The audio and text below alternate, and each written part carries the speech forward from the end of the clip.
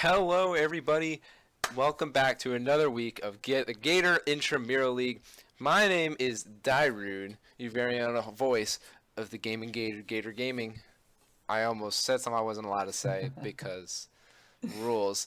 Anyways, I'm joined today with my partner in crime because we do crimes together. Introduce yourself. Hi there, I'm Assassin Bug. I was here last week, and I'm looking forward to another great game today. Wait, what's that? What is supposed to be lops? Oh. What's up? Well, this cast just took a jump down. It's okay. We'll make it work. Make it work, even though you're here, my brother. Ugh. Anyway, all jokes aside, we're bringing it right back to you guys. This is week 4 of the Gator Intramural League. We have an exciting matchup today between Avalanche and Beast Coast. And little did I realize until very recently that this actually has some playoff implications to it. You know, even though there's only 7 weeks in the season and every single game is really huge for making playoffs, if Avalanche win this game, whether it's 2-1 or clean sweep, they will actually clinch a spot in playoffs due to the teams that they have already beaten. As well as just if they were to perform horribly for the rest of the split somehow, you know, they'd find a way in. So, and this is a tough match to do it too. Yeah, this is a very big game, and this will be kind of telling how the rest of the split may actually go for the top half of the standings. Because we're looking at two of the stronger looking teams here, and whichever one comes on top is going to be the one with the target on their back from here on out. This is going to be the team that everyone's going to want to beat. Yeah, I mean, as of right now, it's been Avalanche week after week. They've beaten Not Allowed to Lose. They've beaten Rotation to Relegation, and now and I know they've beaten Worshippers of H too. And so now they're looking at Beast Coast. And they still have cool gamers still, obviously, to follow up on, but they already knocked down a decent amount of the upper teams in the standings, even. So why don't we actually get straight into team introductions, and we're gonna have a few minutes where we can kind of debate this. Anyways, the first team we have, it is Avalanche. This is the team currently sitting atop the standings, 4-0 with a 6-0 game score. Up in the top one, well, their roster actually does shift around, so I'll just kind of go with who I think their roster is going to be. Up in the top lane, it should be SKT Brandon. Jungler, it should be DeFox96. Their mid laner, well, this is a bit more of a toss-up, but let's just say it is Shunpo Mechanics. In the AD carry lane, again, another toss-up. I'm actually going to say it's Nico0527, and support Mashiro Nanami. Yes. The reason why I say these things, they have 3 subs. Akahnix, who's played top lane. Cräzëd has moved between mid and bot, splitting time with Nico and Shunpo. And then in bot lane, they have Nico. Well, and it's working, all these subs. Why don't you tell me about it? I don't understand how Right, it's working. so Avalanche is probably one of the more interesting teams that we have here because they're one of the few teams that are actually utilizing a 7-man roster. Normally, a lot of teams are putting a lot of time into their 5-man squad. These are the 5 players that they want on their team, and they're going to put all the time and energy and practice time, whatever. They're putting all the practice time into these 5 players, making sure they mesh. But Avalanche is coming out swinging with not just, one roster, but a whole span of 7 people that switch between 3 potential looking rosters. We mentioned that even though Cräzëd has been on both these rosters, he's been moving between the mid and bot lane. So they give every team they come up against a lot of things to consider when they're going to pick and bans, and even just how they want to play the game from there on out. Yeah, and the thing that's so crazy too with having this 8-man roster and being able to flip this around, especially with Cräzëd coming around, is that each of these players give such a totally different look for each of the lanes, but they're not actually detracting from the value of any of these lanes.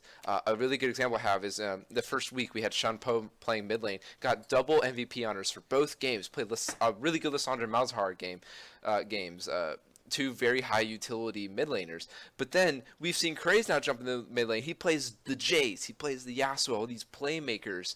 And then the difference between Cräzëd and Nico in the bot lane is a little bit more of a passive lane versus a little bit more of a carry lane. But then we've also seen SKT Brandon playing the top lane with the carry champion pool. But then Akahnix came in, and he has that kind of carry-ish champion pool too. But he's played stuff like the Vladimir and the Swain, things that are still a little bit more safe but can still put out the damage.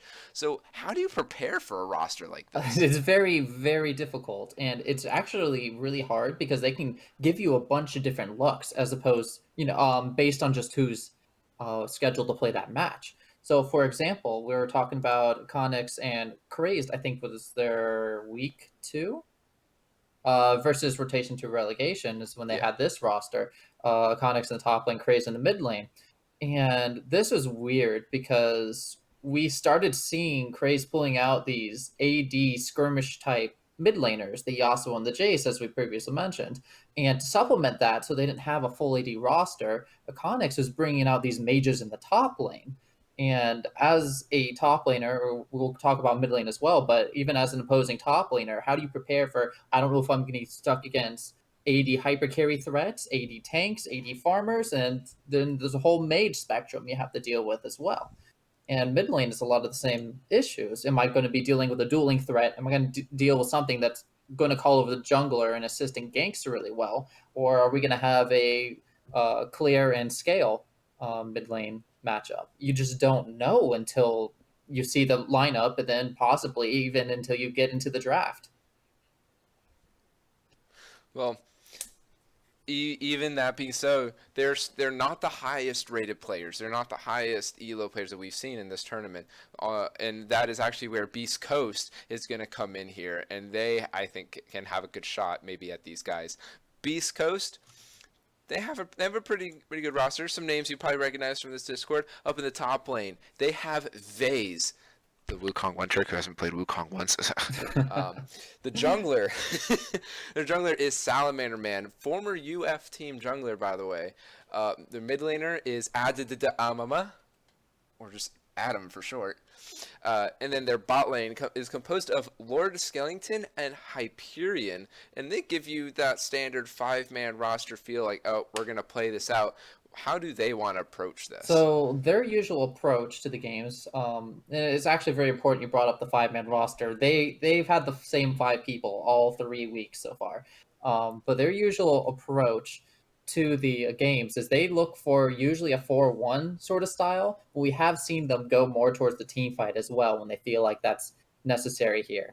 So usually Vaesz is playing some kind of split pusher, even if it's a skirmisher usually is what you have for your split push, but you might even have, like, he played Poppy recently, and Poppy's still very strong in the solo lane, has plenty of damage, and if you try to collapse on her, she can withstand long enough for the rest of the team to collapse. So they have a very strong 4-1 presence, and they're still very comfortable in team fights should it come to that. And that's why I'm so excited for this matchup, because both of these teams actually boast a pretty strong split push type of style.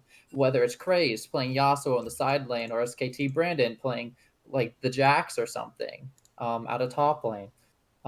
Either way, both these teams are usually more invested into the 4-1 style, and it's going to be very interesting to see who actually brings the stronger style and to see if either of these teams actually do something out of their own norm to try to adjust the other team. So it'll be very interesting to see how they try to combat each other. Yes, and this is also a huge game for Beast Coast here. They're sitting at 2-1 in the standings, a 2-2 overall game score. They already have used up their bye week, which is where that one extra win comes from. But their results so far, which is why they need another win, are just that one win and the one loss, which come against Please FF as a quick 2-0 for them. And then they've also gotten 2-0'd by Not Allowed to Lose. Team currently sitting in second place as well. And so Beast Coast right now is fighting. They look like they should be a playoff team. Of course, we'll find out whether or not that happens. There's about 5 or 6 of the teams that are really trying to vie for those spots. But if they drop this, they actually fall pretty far in the standings. And, you never know if that could be something that kind of gets them onto their heels a little bit and put a little bit of fright in them and get other teams more confident as we move towards that week 7, that final match when we decide playoffs are at. So like I said, hopefully maybe at least pick up one win, if not, pick up both and get a big W for them and upset the top dog up there at the top. Yeah, both these teams, when they win, they look very dominant in their wins. They both boast very high KDAs and very bloody games whenever they have their wins. So it's going to be very exciting today to see exactly just how aggressive both of these teams play. Well, that's about all I had to say on that. Yeah, well, a big thing that I'm looking at here are like the MVP standings. So in the 2 wins that Beast Coast have, Salamander Man and Adddamm are the ones picked up. That's the jungle mid synergy. The 2 big carries, of course, you expect it. They're the highest elo players on the team. You expect them to be the ones that carry. But you compare that to Avalanche. They have Shen, who hasn't even played every single game mid lane. He's gotten 2 MVPs, and then Cräzëd and Akahnix both have 1 as well. So you see. So we get to see Fox 96 or Mashiro and Nanami, the players that are consistently playing every single game. Neither one of those have picked up that MVP. So you have to think that whichever look that Avalanche is going to throw at Beast Coast, that's going to be the that's going to be the kind of play style you're going to see. That's going to be the carry you're more likely going to see in the game. Akahnix, his one MVP game was against rotation relegation, a great Vladimir game. It popped off, I think it was 11-0, something like that. But then you will see Cräzëd, he'll pull out a Yasuo on you and just play so relentlessly aggressive to force you into making mistakes. So depending on what they even give you, that's then their carry potential is going to be so different, and that's why preparing for them is going to be so difficult. And we already talked about the 7-man roster, but the other part we didn't really talk about is actually the players in Avalanche have very, very deep champion pools as well. We've seen a variety of champions out of each of these roles come out, and that supplements their crazy amount of different play styles that they have, let alone their 7-man roster. It's not to say that Beast Coast doesn't also have their deeper champion pool, but they also have been tending more towards a fewer number of champions. Like we talked about Vaesz is the split push king, it seems like so far. And Adddamm, it definitely tends more towards roaming assassins type style. So they're a lot more confined into a play style so far we've seen. Whether or not we see something new today is, left to be seen, but it'll be very interesting to see what they do. So right now I see 3 players for Avalanche in lobby. That is Mashiro and Nanami, we expect, and then we also see Nico and Cräzëd. So I'm assuming that it's going to be Cräzëd again in the mid lane. Then Nico and Mashiro are going to be the 2 in the bot lane. Obviously, the Fox 96 should be the jungler. It's still that question at the top lane, but knowing what we do know already, what's the kind of look now that Avalanche is throwing towards Beast Coast and how they kind of match up? So far in the bot lane, I believe Nico is best known for his kind of scaling picks. So he's picked the Tristana. Oh, he has Xayah as well. So very strong teamfight oriented ADC picks that can also take over a lane. Never underestimate the power of Tristana or anything like that. But I think one of the bigger pieces that fit in is now that we see Nico and Cräzëd here, both locked in. Cräzëd is more towards that AD skirmisher mid lane style they were talking about. So this definitely unlocks their 4-1 if they choose to do that. But we could also see some really interesting comps should SKT Brandon or someone show in. Then you really are looking at like a 1-3-1 comp possibly, since both of them like to play the skirmisher style. That's not to say that Cräzëd only plays that. He had a game on, I forget. He had a mage somewhere in there. Can't find it in my stats right now. But there is a chance to flex picks. They don't necessarily have to play just the skirmish style. It'll be very interesting to see exactly what they do, and we know where their comfort is probably at. That they want to do more of a skirmish in the mid lane. So we'll see. We'll definitely see what happens. Now, a little comment as far as Nico's champ pool. He actually has 2 games in Tristana. He has the one Xayah game. He also has a Sivir game. When Cräzëd played AD carry, he has 1 game on Xayah and 1 game on Sivir. So 2 very different champion pool, or 2 very similar champion pools. Actually, they're exactly the same champion pool. One had Tristana, the other one didn't, right? So. But they're 2 different play styles. They both. Nico, like you said, he's a scaler. He's going to sit back, get his farm, and then he's going to playing a team fight. He doesn't have numbers that pop off. He has a 3-1-4, 3-1-3. Although in the series against Not Allowed to Lose, where they struggled a lot more, he had more deaths and had a little bit more involvement. But even in Game 2 against Not Allowed to Lose here, Sivir 3-2-9. It wasn't like an eye-popping stat, but it's Well, I think that kind of speaks towards Avalanche. I think they more want to play around the solo lanes more than the bottom lane, because it looks like it's either Cräzëd popping off in the mid lane or Akahnix in the top lane just in the last week here. And even in the previous matches, there's a lot of time spent either isolating the 1v1 in the top lane or whoever turns to be the split pusher, while the 4-man just kind of hold and stall and maybe pick up advantages that way if an objective comes up or something. So a lot of their attention is actually away from the bot lane. But that's not too different from Beast Coast either. I think Beast Coast spent a lot of time putting the resources towards the mid lane. And depending on what they pick for the top lane, they'll put a lot of resources up there as well. Yeah, in the mid lane for Adddamm, I mean, we've seen the Ahri, we've seen Syndra, we've seen Irelia. He's commonly a LeBlanc player that will pretty much always be permaban against him, unless somehow Avalanche want to do something cheeky with picking a Galio or something, or whatever nowadays insta-tilts Adddamm in the mid lane. I think it's Lysandra. They could probably do that too if they really want to be cheeky with it, although I think it'll pretty much be a permaban. Right, we have seen that when Shenpo was playing in the mid lane, which we don't believe Shenpo will be playing today, they were not afraid to pull out sort of those, I guess, safer mid lane picks in the Lysandra and the Malzahar, things that really kind of take a lot of that outplay factor and just kind of squelch it quite a bit. It's not to say that it isn't there, but what it does is it kind of evens the field despite who you're laning against. And as long as you have good communication with your jungler and with your team, you're forcing less of the 1v1 and more of this 2v2, 3v3 scenario. And a lot of times that kind of nullifies an advantage or a disadvantage you may or may not have in this solo lane 1v1. So that's something that we could also see here. I know that's something that some people have been playing into Adddamm, but it's who knows. And we're talking about the jungle and mid strategy, and since it probably should be Cräzëd in the mid lane, and how we do like to say he plays very aggressive and very poke oriented in the mid lane, very forward. Salamander Man isn't really that typical jungler. He's not even a standard #D5 jungler or whatever meme you want to give him. He's very active around the map and very creative with his gank paths and his clears and where he actually positions around the map. So I kind of expect even that if Cräzëd gets a little bit too aggressive, that Salamander Man can actually shut him down and get Adddamm ahead, and that's I think where Avalanche's weakness will lie if they don't play Shenpo in the mid lane and they actually stick with Cräzëd.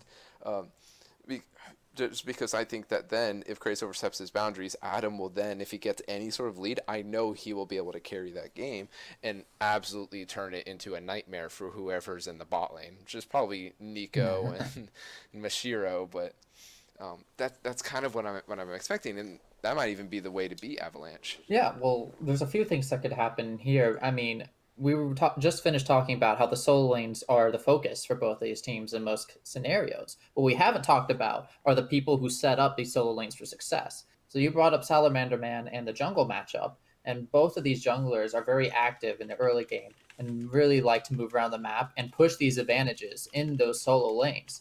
What's also really important to notice is I think there's a bit of a support disparity here. Not to say that there's a difference in skill, but a difference in play style.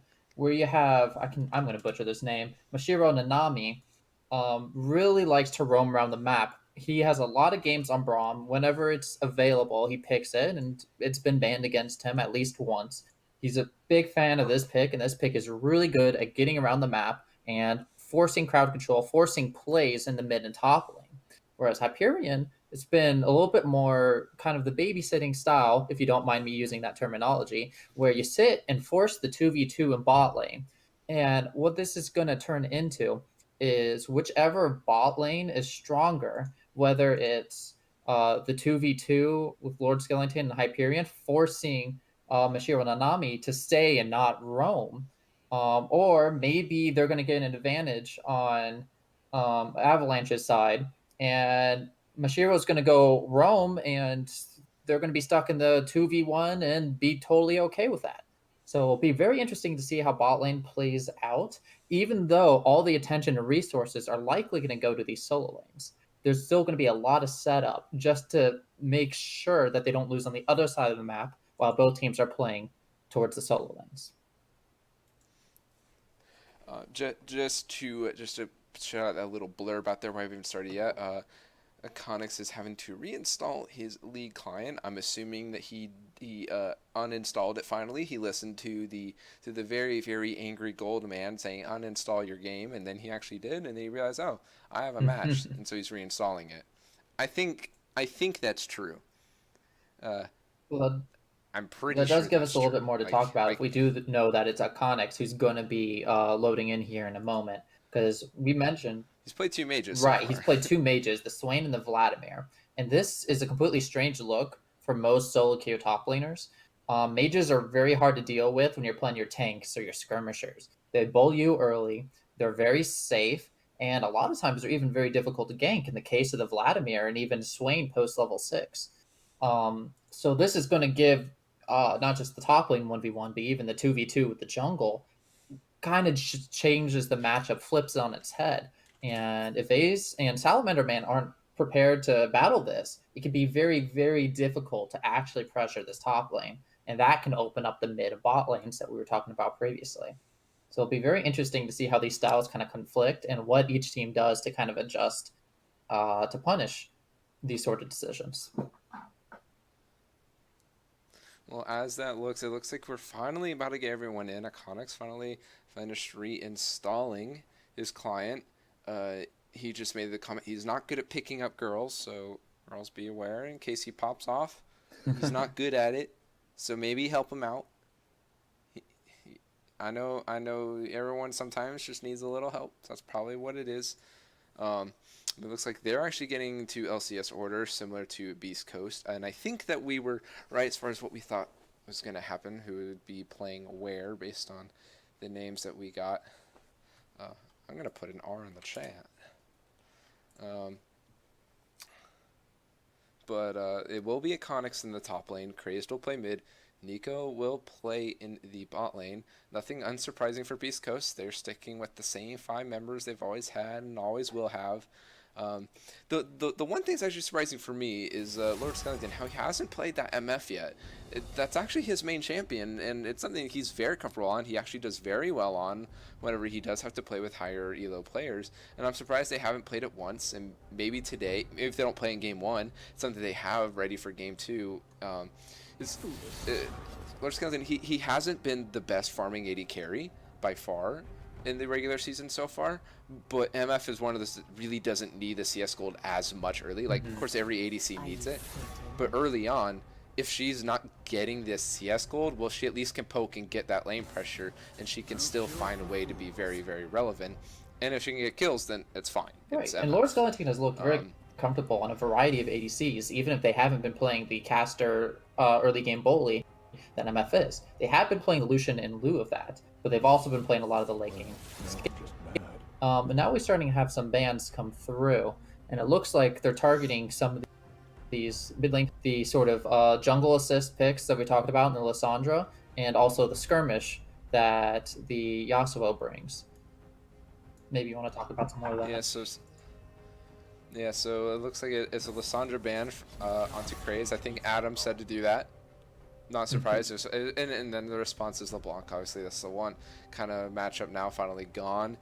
Into LeBlanc matchup, kind of obviously that's gone. The Zac being directed towards Salamander Man, that is his main champion, and he's very, very, very creative with that champion, with the ability to slingshot all over every single wall on the map. Sylas ban, a little surprising to me, just because we haven't seen really any Sylas. I don't think it's been picked yet, actually. I'm not completely sure.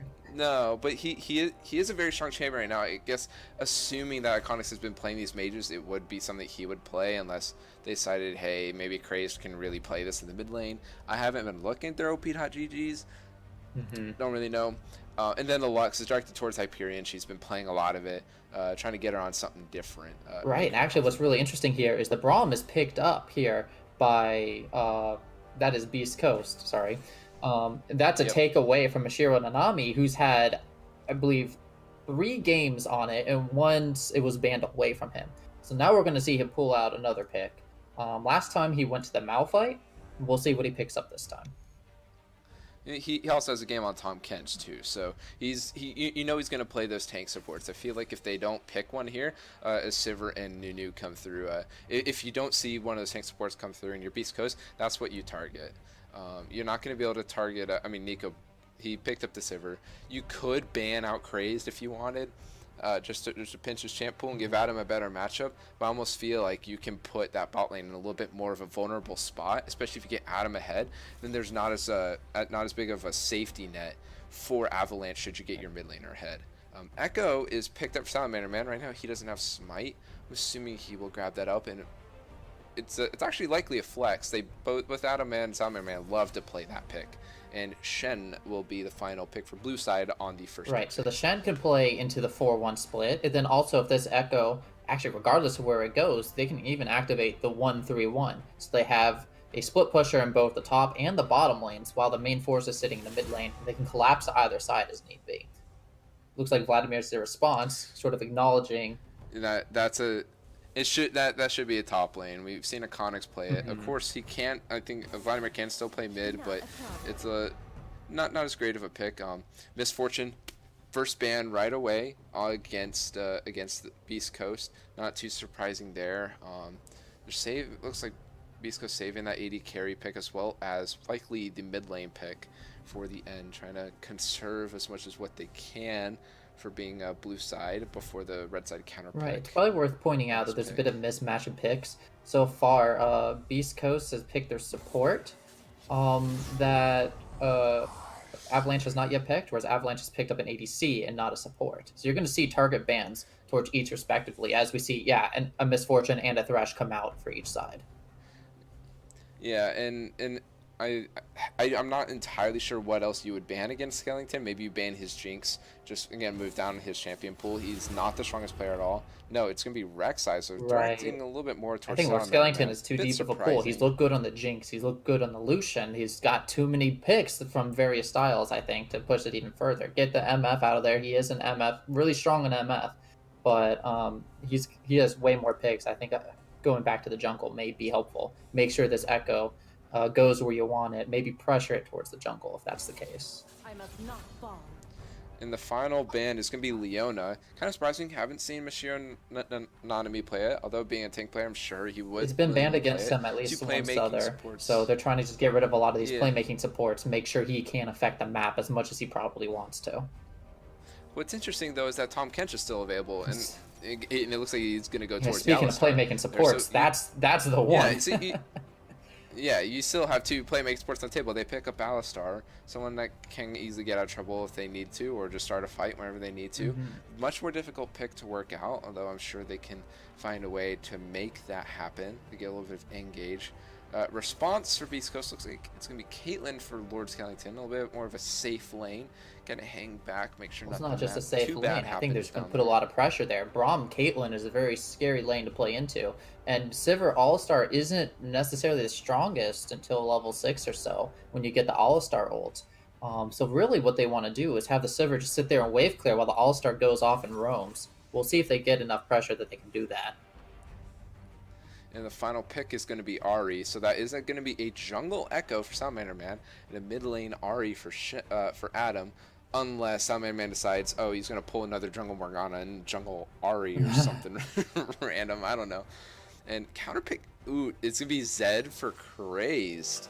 It will be a Zed. He has played it. Right, so this will likely be a top lane Vladimir, as we talked about before. Vladimir is so good into Shen. Shen really doesn't have any ways of dealing with the long-range Q damage. And also, Shen's dodging ability, I can't think of the name right now, but his W lets him dodge auto attacks, but does not work against Vladimir poke, because Vladimir is not really auto-based. So that's a very advantageous matchup in the top side. And we're going to see the All-Star roams. We're going to see the Zed roams really come and try to force plays in top lane, hopefully. Whereas, if we can talk about it, Beast Coast, with the Shen, they are more playing towards the team fight, the group, maybe playing more towards the bot lane even, with the Caitlyn Braum really kind of trying to put pressure on the Sivir All-Star. So they're actually agreeing to play to Yeah, opposite sides of the map here. Yeah, I'm actually completely agreeing with you. I actually think that you have that advantage to match up in the top lane, but that's going to be nothing that the Fox really is going to look to gank, except for maybe Right. early to try to get a Vladimir a little bit more of a gold lead. But what I think is going to happen is that this is going to be a very bot lane centric game. We're going to see a lot of fights contested around the Drake or around mid lane. The Ahri Zed matchup in mid lane, out of a lot of personal experience and having 325,000 mastery on Ahri, that Zed isn't really a winning matchup against the Ahri so much as it just kind of nullifies it, but Zed does roam equally well, if not better, than the Ahri. Right, so both these mid laners are going to try to play towards the side lanes, and there's going to be a lot of pressure for it. Probably not. They're going to try to leave, at least Avalanche would try to leave top lane in a 1v1 and play towards the bot side. I think that's actually a lot more likely given the All-Star pick. But they have a lot of flexibility in what they can do with that All-Star. And of course, what I actually thought was interesting and didn't bring up before is we mentioned how much pressure that the jungle and top lane synergies, the jungle and mid lane synergies have.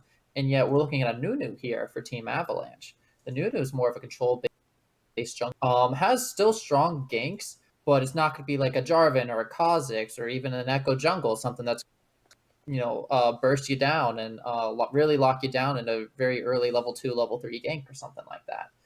So a lot more of a controlling style, and I think they're going to play a little bit more reactively and play a little bit more towards team rotations and see what they can do with the 4-man squad as opposed to just win lane, win game sort of advantages. So we'll see. Yeah, and the reason why I kind of like that is that when we saw Avalanche play against rotation relegation last week, they fell behind in the early game. So it's an idea that, okay, they're still a Conference Beast Coast where they can do stuff in the early game if they so choose. But there's in the mid game when Avalanche really turned it on and did a lot of things. So having that reactive playstyle, being able to play super defensive, if they don't get caught out and have a lot of deaths to that huge mid-game spike that we see out of Avalanche, especially out of this comp of Vladimir, Zed, a Sivir, all champions that spike really hard in the mid-game. If there's not a lot of deaths to Beast Coast, then they're going to feel comfortable about getting to a point where they can just start playing for team fights and then out team fight their way to do a victory over Avalanche and handing them their first, hopefully, map loss of the season. Right. I think that's another good point as well. We've been talking about how both these teams like playing the 4-1, but what's important to note here is that even though both these teams have a 1-3-1 or a 4-1 sort of setup, they're still well equipped for team fight scenarios. They have all kinds of AoE crowd control between the Ekko, the Shen, the Braum on the Beast Coast side, and then also the Alistar and the Nunu for Avalanche's side. But they also forgot what I was going to say there. My apologies. Oh, this is awkward.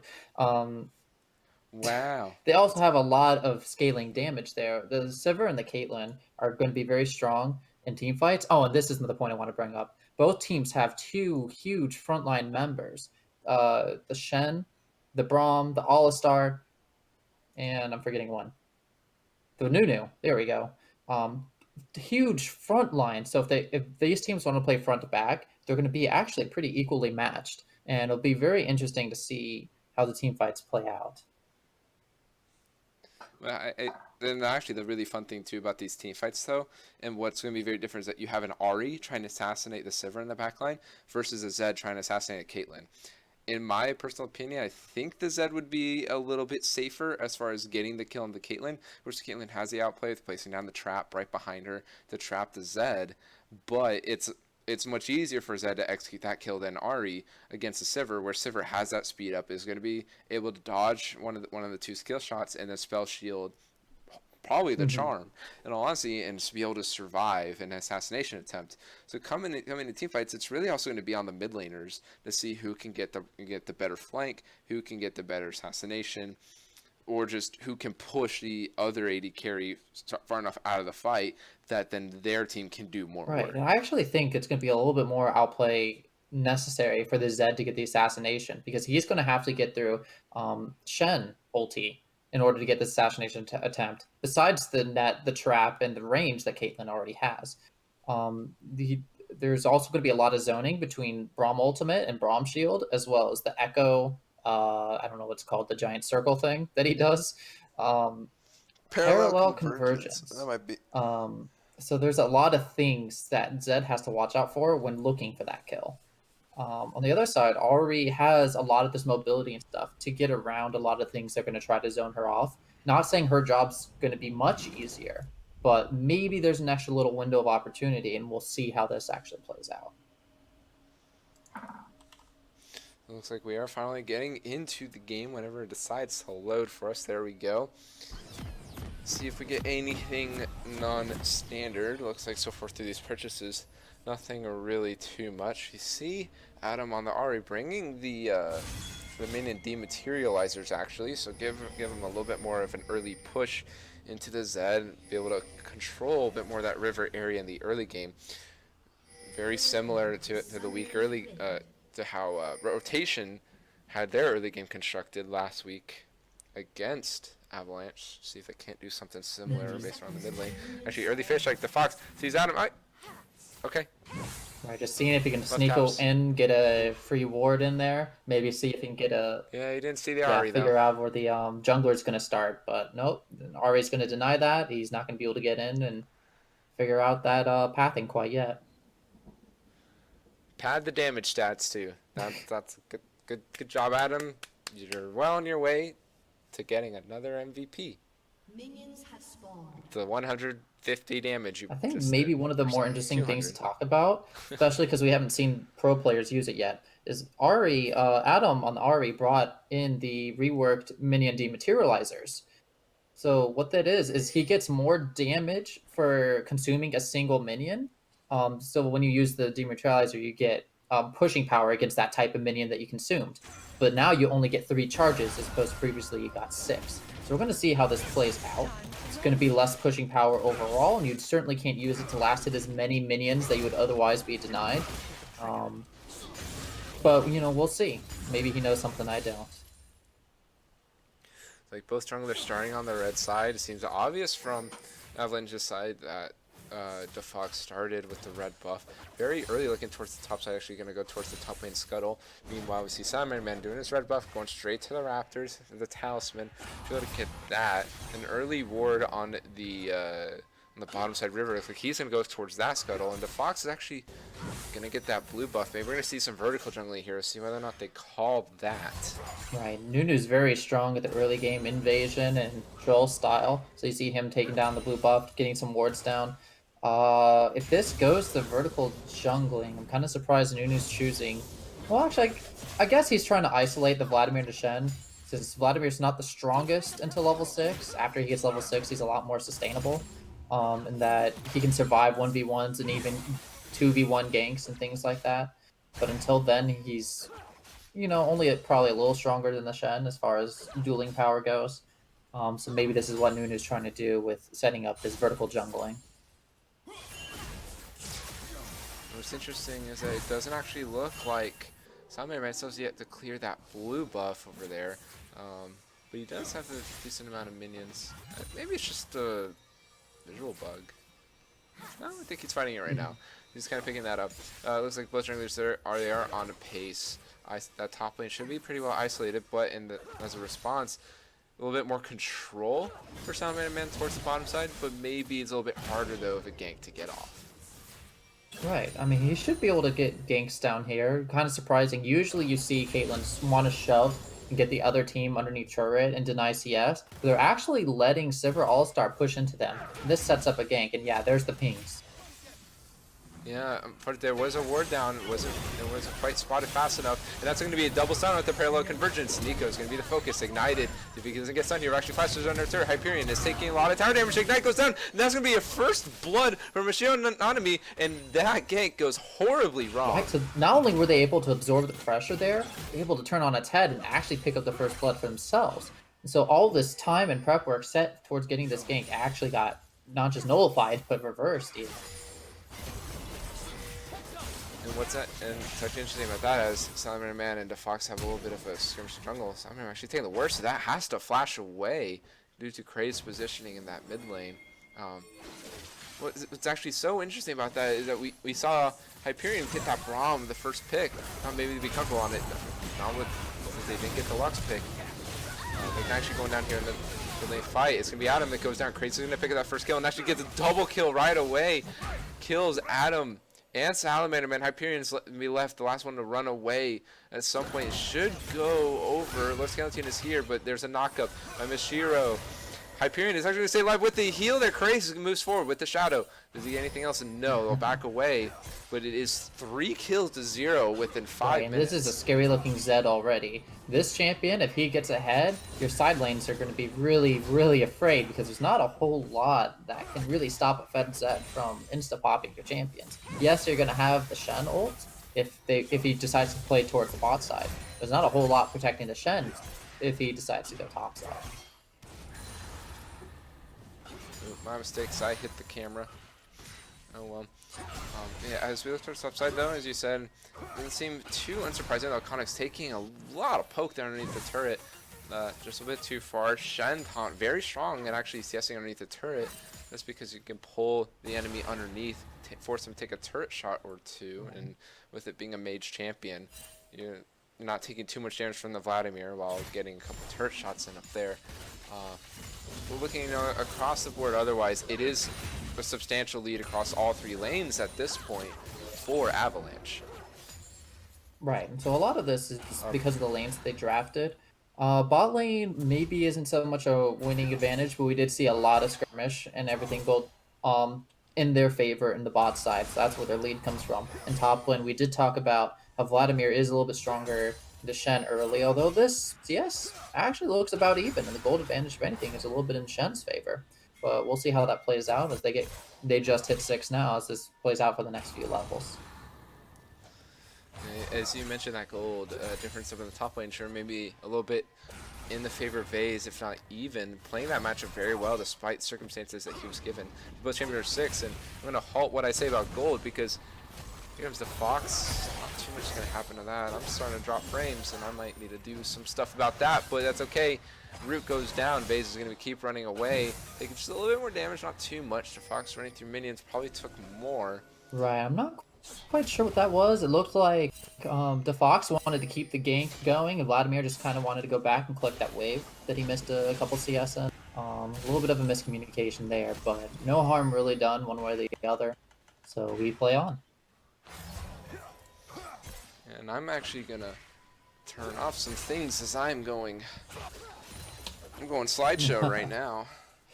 Right, there's not a whole lot going on now. Everyone just went back to farming. Looks like Ekko's going onto River, maybe get some vision down. Yeah, he warded the Pixel Brush. And so warding the Pixel Brush is actually very important here because this is going to deny a lot of the possibility of Zed roaming. We have a little bit of skirmish here in bot lane. I don't know if you have your frames back or not. A little bit of skirmish in bot lane. I'm slowly closing things out. Right. Just all start planning a few turret shots here. Ahri's popping ult. Zed returns the ultimate, but is this a bait? Salamander man gets the parallel convergence down, ignites down, and there's a shutdown kill for the Ahri. Shen ult is burned. And it looks like they don't get a counter gank. It's just a standing United burn. Just make sure Adddamm didn't take lethal since it was in a headset here. But actually, the fight's still continuing. A nice little knockup. Vladimir man is ignited, running away. Parallel convergence is there. At least access is slow. But there's actually the on the hunt pot from Nico. He'll pick up Vaesz. The TP actually went through for the Vladimir. Burnt down his ultimate. Will Adddamm get taken down? No, he won't. TP might have pretty much been wasted there, but it was in response to the stand United. And my frames are back. It's not a total waste because they did get the counter kill back onto the Shen there. That was an extended 1-for-1, I do believe. And a lot of pressure being built in the mid lane, and this is going to allow the Nunu to go off and solo the dragon there. I believe that was Infernal Drake. Nope, Mountain Drake. I lied. But Mountain Drake still very important because this lets you push down objectives. We talked about how either team could still go to a 4-1 split if they want. And if nothing else, it's going to help your 5-man burn down the Baron, burn down these towers when you get to that stage in the game. Alright, I think I fixed my setup. Frames are way back up. My mistake. Sorry about the slideshow. things happen. Hashtag NA production. This is an NA production. That's the new, you know what, that should be what the new casting company is called. We are the NA production. What does that stand for? Nobody. I don't know what the A stands for, but that's a good start. Anyway, we'll work on it. With that, we'll work on that. There's actually a huge CS differential in that bot lane. LordSkellington not doing too well as Cräzëd takes a ton of poke there in the mid lane. Down actually 30 CS. Cräzëd got that trade back at least, but the CS differential in the bot lane is worrying. That's a well, at least the AD numbers are even, but that actually doesn't matter. We have an outplay coming here in the mid lane. Adddamm is low, gonna burn forward as well as the Ekko ultimate. Nothing will happen there. Everyone is safe. There's just so much happening. Whatever you want to say. Anything. That was some fancy footwork from Cräzëd, dodging out on the Ekko Q, the Time Winder, I believe it's called, as well as I think the second part of the Ahri or Reception. Can't quite remember. Orb of Deception. Oh, very good. Yep. I mean, I better know that. Like, if I didn't. It's all right. If I didn't really can't really call myself an Ahri man at that point. I don't know all the names of my top lane champions, so I'm not gonna hold anything against you if you didn't know it. Taunt misses by Vaesz, and essentially gank here on the top lane towards Akahnix. He's gonna burn Vladimir W and run away safely with the phase rush blocked. Those second Q available. Salamander, though, he opts to go back in. Adddamm is here as well. Charm lands, stopping the Nunu ult. Akahnix and the Fox are both really low. Vaesz will get the first kill. Akahnix is running away, and that should just be it. It'll just be a 1-for-0, but that's a lot of resources burnt. Right, so after the big fight in the mid lane, Zed had to base. I guess he took a little bit longer to base. He wanted to collect a half a minion wave or so. And when he finally did base, Ahri had the chance to roam up unanswered and turned that 2v2 that was going in Avalanche's favor actually into a 3v2 that favored Beast Coast. So as we kind of look through still, this significant gold lead still towards Avalanche in the game. Even though they're only up 4 kills to 3, they are up 2.5k gold. No turrets are taken. No real damage yet onto the turret platings except for on bottom lane. There's 2 turret platings already gone. Whether or not they can open up that lead even further down there. At some point, Beast Coast needs to go down there and help that squad. Although, should they even, considering that first gank that went horribly wrong? Right, it's kind of hard to tell, and this is kind of what they drafted to. What they could end up doing is end up sacking the, not like sacking the Caitlyn, but, well, let's talk about this. Uh-oh, Addamm's going really low here.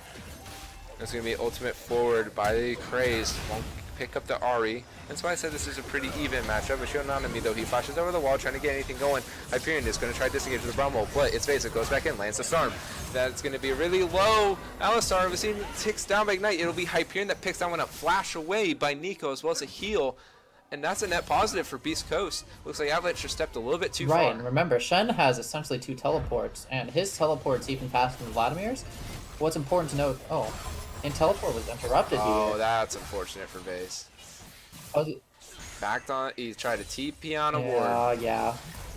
He actually put himself in a not very good spot. I was just about to say that Shen has his advantage over Vladimir. Not only does he have 2 teleports to Vladimir's 1 because of Stand United, but Vladimir had already burned his teleport in that previous mid lane play. But now we're down to 0 teleports on both sides, and Vladimir's is coming up here in another minute. So we're about to see Avalanche possibly start to do some cross-map plays again and see if they can rack up an advantage for themselves. It almost feels like Beast Coast has done more things right in the skirmish setting compared to Avalanche doing more things right in the lane setting. But some of these mistakes that Avalanche have now committed, losing that TP, that failed gank there in the early going on bottom lane, are the things that are really hurting them and giving Avalanche the lead. And I'm not saying those are the only things on why there's a 3k gold lead, but it almost feels like that is why the control doesn't really feel there right now for Beast Coast. By the way, 4 turret platings now taken down. 4 Nico and Mashiro down there. Right, and another 3 in the top lane as we hit 14 minutes and the turret plates dispel. What this actually ends up being is it looks like just an advantage for the 2v2 in the bot lane, the advantage that we talked about earlier in the 1v1 top lane. And I think all things considered, all of these skirmishes and things actually went very even as we see the score is tied 4-4 and only a dragon really separating them. But the turret plates really say just kind of what you've gained on the tail end of these skirmishes, or even what you've just won in your lane assignments.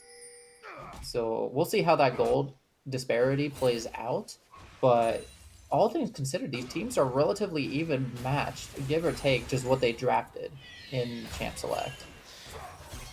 Yeah, but you do have to consider the difference is that all 3 lanes are currently losing in CS, and including in the jungle, where the Fox actually has a 20 CS advantage, although it is a Nunu compared to an Ekko, where Ekko does do more with the gold.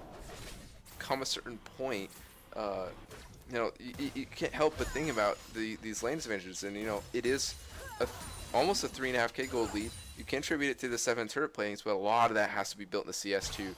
-50 down in the bot lane for Beast Coast, -30 in the mid lane, -10 up in the top lane. It all adds up, and Skellington is a little bit too far, a little bit questionable. Has to burn the flash and the heal. Right.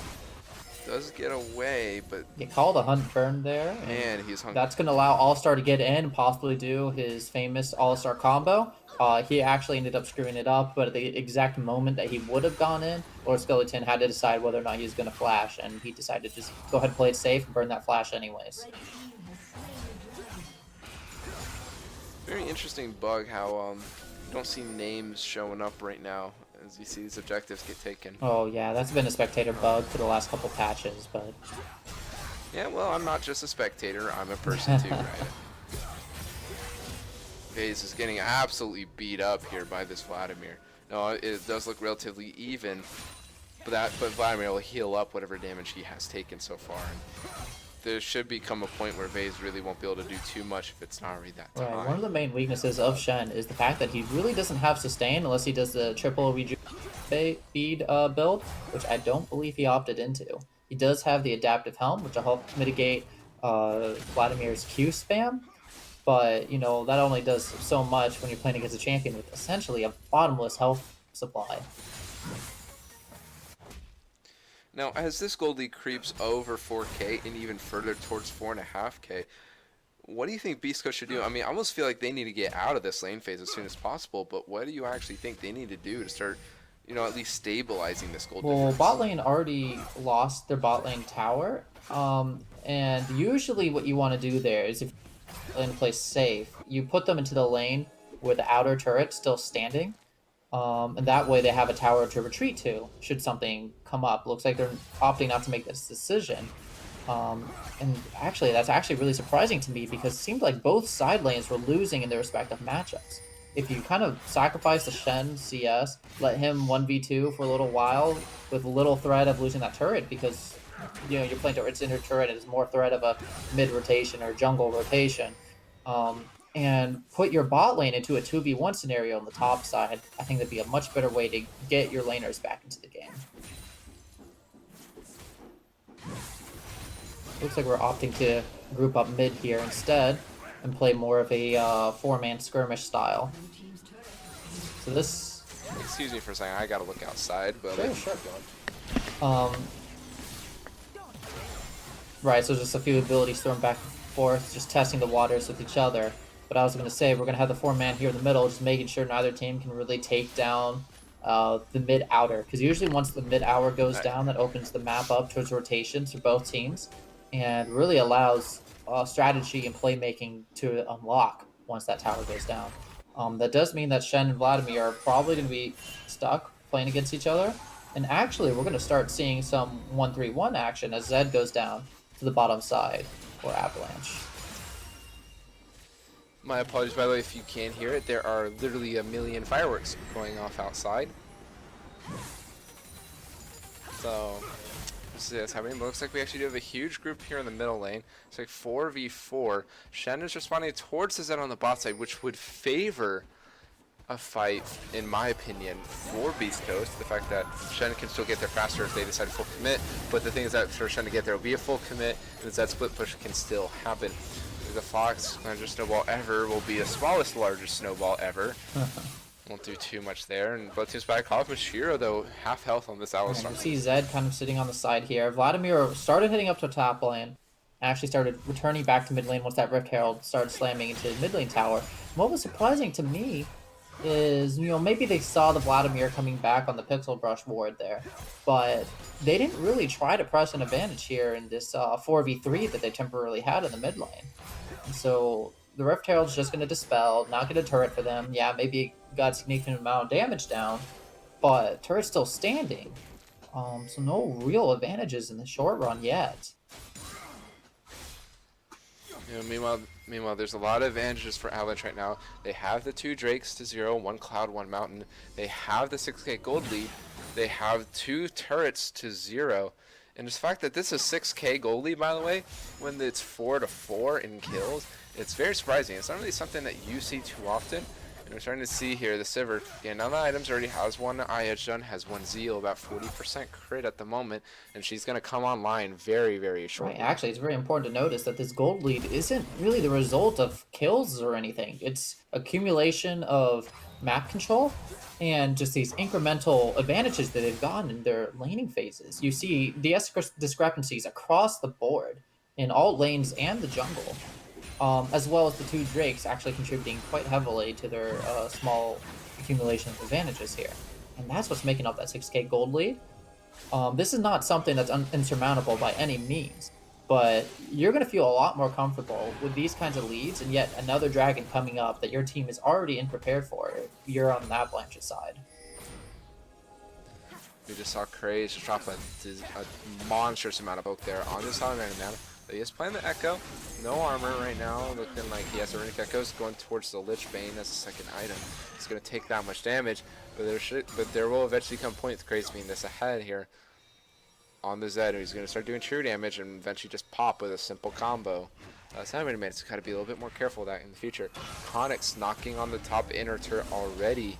Meanwhile, we have 3 members of Beast Coast sitting in the mid lane, and Adddamm towards the bottom side. Cräzëd roaming around right now. Nunu not quite on the map for them to do anything, but clearing out some vision, making Beast Coast feel a little bit more uncomfortable here, and maybe they'll go for a 3v3, maybe a 4v3 dive. A dive's certainly possible, but if I'm Avalanche, I'm going to try to just play this as slowly as possible. Your advantages have only been accumulating over time, and arguably scaling might even be in your favor, given how you feel about the Sivir to Caitlyn matchup.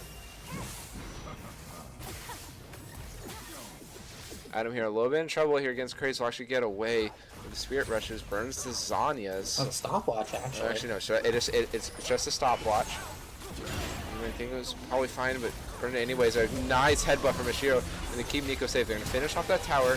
Spell Shield as well as On the Hunt is used. Salamander Man is going to burn that ult, get a little bit of damage on Mashiro. About 130 HP here on the outside. Largest snowball ever. It's going to be another smallest largest snowball ever. Just be a simple little knockup, and that's going to need to disengage. 1 turret for 0. Nothing gained for Beast Coast yet again. Right, so Beast Coast committed a lot there. They did get a lot of precious cooldowns, including that flash and ultimate out of the Sivir. Now her only defensive tool is going to be the heal, as well as On the Hunt.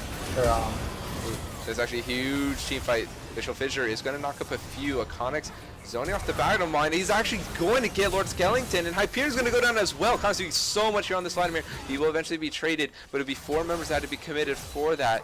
Meanwhile, on the other side, it will be Salamander Man dying on a dive. Mashiro accidentally steal that one away. Vaesz trying to trade here on the Cräzëd, but he's going to actually be knocked out. But Adddamm, he's going to pour in a ton of damage, and that's going to be Mashiro going down. The Alistar gone. Flash away by Vaesz, but he's slowly getting critted on. Sivir is not going to pick anything else up. It's the Fox and Nico there on the side. And overall, what is that? 3 for 1. Still, though. 3 for 2. No, 3 for 2, sorry, in favor of Avalanche. Right, so again, a very close team fight. 1 kill advantage for Avalanche, but more importantly, that tower goes down. And we just finished talking about how when that tower goes down, it opens up so many rotations and map control possibilities for your team. And in this case, what they're trying to do is they're switching between the Vladimir and the Zed, putting them into the side lanes and really trying to split the map, split up Beast Coast forces, and make the Shen have to run across the map over and over, trying to deal with minion waves crashing into their turrets. So slowly, over the time, these turrets are going to go down and increment an even larger lead for Avalanche. Now, a big thing that I want to point out there, after the last team fight, Adddamm picking up a few kills for himself. Now, 3-1-3 on this Ahri. It's actually just about evened up that mid lane difference, in Ahri having more AoE, I would feel like can have a larger impact in a team fight, or at least if a team fight doesn't happen, it has a little bit more options to poke, given her 3-rush Spirit Rush, and the fact that Zed normally has to contribute his Shadow to get off some pokes. So see Adddamm here start to do a little bit more for Beast Coast, give them a little bit more pressure, and we'll see whether or not Avalanche decide to do anything about him or just keep doing what they've been doing. Right. It's going to be 3 Drakes to 0. It's 2 Cloud Drakes already picked up. Now they're going to be zooming across that map towards all these different objectives. Right, that's going to really help them. Like I said, their lane rotations that they keep doing with the Zed and the Vladimir. But also, it's really going to help in team fights, dodging out skill shots like the Ahri charm, for instance. Makes those really hard to land since those that movement speed does not dissipate in combat, like a lot of other movement speed bonuses you get from items.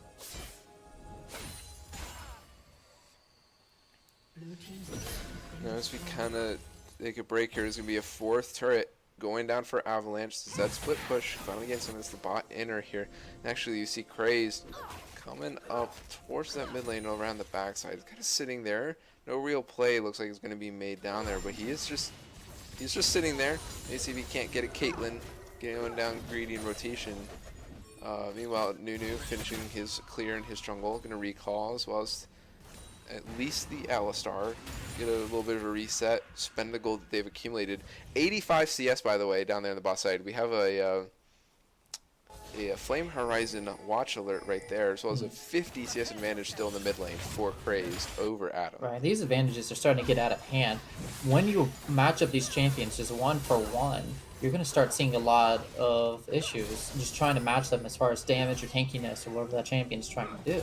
And this normally isn't as big of a deal if you're playing a 5v5 team fight style. But as we constantly are seeing, the Vladimir and the Zed in the side lanes forcing 1v1s. We have the big dragon contest here. It's going to be TP going in as well as the Glacial Fissure landing onto on the backline. Grace is actually flanking on the side, and it is going to be LordSkellington. He's going to be the first one to go down. Flash forward by Cräzëd. He's going to try to get Adddamm. No, it's going to be the Zanyas. Salamander man trying to get after Cräzëd, but somebody goes under the shadow, and we just saw Salamander man jump across the screen. Drake is going to go over as well. That's an Infernal Drake secured, but not before 4 go down for Beast Coast. And all of a sudden, this game might be way open. 4 Drakes, 5 kill advantage, 4 towers, and now the Baron. Right, this is going to be a big Baron too. There's only Shen to contest, and he really does not have the stall ability or even a really good chance to steal the Baron. Looks like they're just going to let Avalanche take this over for free, not give over too many other prizes. But this is going to make this really, really difficult for Beast Coast to play into a comp that's not just pushing one lane with Baron buff, but all 3 potentially simultaneously. And that's probably what's going to be happening. You're going to see Cräzëd sit in one lane, probably the bottom lane, with the with his Baron, as well as Akahnix up there on the top with Vladimir. 2 very safe, very good champions for split pushing. And then we're going to see Nunu, Sivir, and Alistar sitting there in the mid lane. Nico should be pretty safe, has flash and heal, as well as the 2 big meatballs circling around him. And they should be able to get that last inner turret down, or sorry, there is still one on the top side as well. They should be able to get that mid inner down before they even start knocking that mid inhib turret and potentially get that too. Now there is a little bit of an opening here for Beast Coast. Vladimir's teleport was burned, I believe, in that last fight or leading up to it. So there is a lot of chance to pick off these champions if they are caught in rotation. And more importantly, if you see, like, you know, Vladimir's in the top side showing on minions, you know you have a 5v4 or a 4v3 here in the mid lane, because Vladimir will not be able to make it over in time. There's some big things to notice. You see the 4 bounties on your screen for Avalanche, 400 for Akahnix on the Vladimir, 150 for the Nunu, 200 on the Zed. Oh my. Vladimir He just couldn't happened. press R, or Spirit Rush, I mean, couldn't flash, couldn't Zonias. He had every tool available and just not expecting that damage. Yeah, but that's the thing. You have to recognize when you're going to get pursued. You have to look at those items, know that's going to happen. You've been in combat, you have the 10% Leandri's damage amplified there. And actually, there's going to be the engage. The LordSkellington will be forced to heal flash away, already below half HP, barely autoing at all, but here comes Cräzëd. So ulti on top of LordSkellington is going to be a quick kill picked up there, and as well as getting another 1 or 2 Hyperieon, and all of a sudden everything has gone to hell for Beast Coast, and that's going to probably be the game here. We're going to see one Nexus turret down. We're going to see the second one go, and it should be a sub 30-minute affair for Avalanche, picking up a quick 1-0. Last-ditch effort, so they can't get anything though. It's gonna be Adddamm going down. Vaesz will live to tell the tale, not before his team drops the opening game.